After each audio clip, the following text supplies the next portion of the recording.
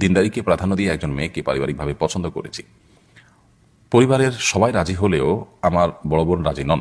তিনি বলেছেন, আমি যদি সেই মেয়েকে বিয়ে করি তবে পরিবারের সাথে সম্পর্ক ছিন্ন করবেন।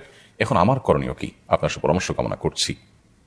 দেখুন, প্রথম কথা হলো যে বিয়ের ক্ষেত্রে আসলে পরিবারের সদস্যদের এই ধরনের শক্ত অবস্থান নেওয়ার সেই দৃষ্টিকোণ থেকে কোনো যৌক্তিক কারণ নেই। বিয়ে যিনি করবেন তিনি যদি দিনদারিতাকে মাথায় রেখে কোনো পাত্র বা পাত্রী নির্বাচন করেন, আর সেক্ষেত্রে যদি বাবা মা ভাই বোন অন্য কেউ বাধা দেন, বিশেষ করে তারা যদি এমন কাউকে রেকমেন্ড করেন যিনি দিনদার নন বা যার ভিতরে দিনদারিতা নেই, তাহলে তাদের সেই নির্দেশ মানা বিবাহ করতে যিনি আগ্রহী বা যিনি বিবাহিচ্ছুক তার জন্য আবশ্যক নয়। এখন মুশকিল হলো এর কারণে যে পারিবারিক টানাপোড়েন হয়, রক্তের সম্পর্ক নিয়ে টানাটানি দেখা দেয়, সেটার কি করবেন?